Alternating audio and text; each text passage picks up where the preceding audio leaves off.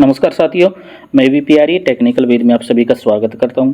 तो साथियों, आज की वीडियो में हम बात करने वाले हैं कि शाला दर्पण पर जो नया मॉड्यूल स्टार्ट किया गया है वेतन व्यवस्था को लेकर, उसमें हम किस तरह से एंट्री करेंगे। तो इसके लिए सबसे पहले आपको शाला दर्पण ओपन कर लेना है और वहां पर आपको कार्मिक टैब में आ जाना है। जैसे ही आप कार्मिक टैब पर क्लिक करेंगे तो आपके सामने इस तरह से बहुत सारे ऑप्शन ओपन हो जाएंगे, जिसमें आपको update post and salary status यहाँ पर आपको क्लिक कर देना है। यहाँ पर क्लिक करने के पश्चात आपको यहाँ पर स्कूल सेलेक्ट कर लेनी है अपनी, और चयनित स्कूल में IFMS पोर्टल पर कुल स्वीकृत पदों की संख्या कितनी है वो यहाँ पर आपको लिख देनी है। IFMS पोर्टल पर अपने स्कूल में स्वीकृत पदों का विवरण किस तरह से देखें, तो इसके लिए एक वीडियो बना रखी है मैंने, जिसका लिंक आपको वीडियो की डिस्क्रिप्शन में मिल जाएगा।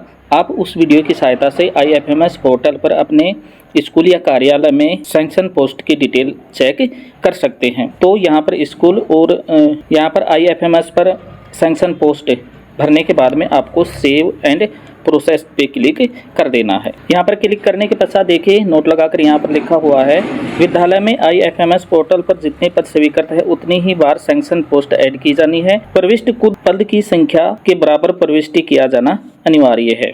तो ये चीज़ें आपको ध्यान रखनी है कि जितनी पोस्ट आपके सैंक्शन है IFMS पोर्टल पर उतनी ही पोस्ट की प्रविष्टि आपको यहाँ पर करनी है। तो नीचे एक टैब ओपन हो रखी है, इसमें देखिए पहला है सेक्शन पोस्ट, यानी कि यहाँ पर आपको पद सेलेक्ट करना है। Principal, senior teacher, teacher level 1, 2, शारीरिक शिक्षक, जो भी पोस्ट आप सेलेक्ट करना चाहते हैं, जो भी आपके विद्यालय में सैंक्शन पोस्ट है वो सभी पोस्ट यहाँ पर आपको सेलेक्ट एक एक करके करनी है। यहाँ पर बजट हेड आ जाएगा। यहाँ पर मंथ वाइज आपको डिटेल फिल करनी है, जो आगे मैं वीडियो में बताऊंगा किस तरह से करनी है, और सारी डिटेल फिल करने के बाद में ऐड पे क्लिक आपको कर देना है। तो यहाँ पर देखिए जैसे सिलेक्ट पे क्लिक कर दिया है मैंने, और यहाँ पर जैसे प्रिंसिपल की पोस्ट हमारे यहाँ सैंक्शन है तो प्रिंसिपल एंड इक्विवेलेंट यहाँ पर इसको सिलेक्ट कर लेंगे पोस्ट को। बजट हेड में यहाँ पर आपको बजट हेड सिलेक्ट कर लेना है कि आपके विद्यालय में प्रिंसिपल की पोस्ट पर जो वेतन आहरित हो रहा है या फिर होना है वो किस बजट हेड से होना है, तो आप यहाँ पर सिलेक्ट कर देना है। उसके बाद मार्च 2023 में आपकी विद्यालय में जो प्रिंसिपल की पोस्ट है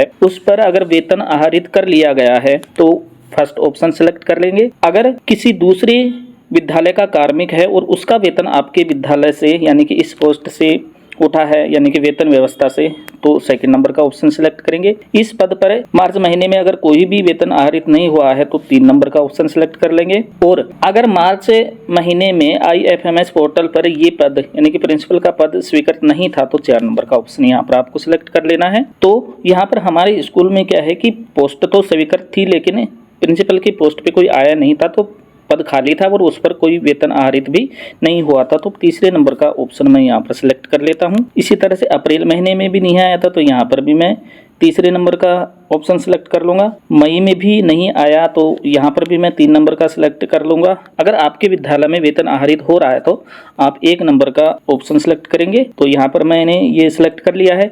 इसी तरह से 1 बाई 1 करके और आपको ये सभी यहाँ से सिलेक्ट कर लेनी है। ये सितंबर तक आपको सिलेक्ट कर लेनी है और ऐड पे आपको क्लिक कर देना है। जैसे ही आप ऐड पे क्लिक करेंगे तो नीचे देखिए प्रिंसिपल एंड इक्विवेलेंट, यहाँ पर एक पोस्ट की एंट्री यहाँ पर हो चुकी है, तो मैंने ये सभी की एंट्री कर दी थी। अब इसमें देखिए जैसे हमारे यहाँ 15 पोस्ट स्वीकृत हैं तो 15 बार ऐड करके और सभी पोस्ट की डिटेल यहाँ पर भरनी पड़ेगी। जैसे इसको थोड़ा स्क्रॉल करके नीचे कर लेता हूँ मैं। यहाँ पर देखिए 1 नंबर पे प्रिंसिपल एंड इक्विवेलेंट आ रहा है, यहाँ पर बजट हेड आ गया, नंबर ऑफ सैंक्शन पोस्ट आ गई, यहाँ मार्च में भी आ रहा है यानी कि वेतन आहरित नहीं हुआ है, पोस्ट सैंक्शन है लेकिन वेतन आहरित यहाँ पर नहीं हुआ है, सभी में यही आ रहा है। इसका मतलब अभी तक इस पोस्ट पर वेतन आहरित नहीं हुआ है। फिर senior teacher, senior physical education teacher यानी कि PTI, इसमें भी VV आ रहा है यानी कि इस पोस्ट पे भी वेतन आहरित नहीं हुआ है।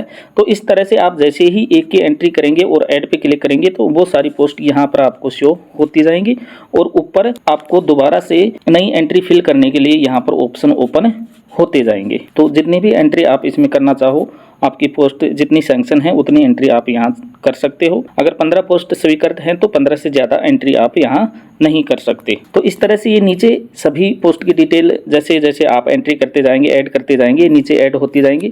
जैसे सीनियर टीचर की 6 पोस्ट है तो ये सीनियर टीचर 6 जगह लिखा हुआ आ रहा है, और इन सभी में NN आ रहा है यानी कि पहले तो पोस्ट स्वीकृत नहीं थी, जहाँ पर N आ रहा है यानी कि IFMS पर पोस्ट स्वीकृत नहीं थी, और उससे आगे VVRR यानी कि पोस्ट स्वीकृत हो गई लेकिन वेतन आहरित नहीं हुआ है। और जैसे नीचे सीनियर टीचर की लास्ट के 2 महीनों में SSRR यानी कि 2 महीने से 2 टीचर की सैलरी यहाँ से उठनी शुरू हो चुकी है।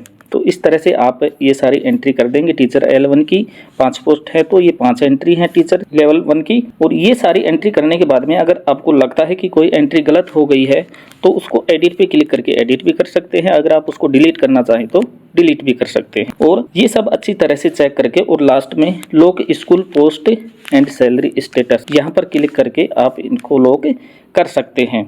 इसमें ध्यान आपको ये रखना है कि लॉक करने के बाद में आप इसमें कोई चेंजेस नहीं कर पाओगे। तो इस तरह से आप आसानी से ये एंट्रीज यहाँ पर कर सकते हैं। अगर कोई भी प्रॉब्लम आती है तो आप कमेंट बॉक्स में पूछ सकते हैं। आज की वीडियो में इतना ही। अगर वीडियो अच्छी लगी हो तो वीडियो को लाइक करें, शेयर करें और इसी तरह की वीडियो पाने के लिए हमारे चैनल को सब्सक्राइब करें। मिलते हैं नेक्स्ट वीडियो में, तब तक के लिए नमस्कार।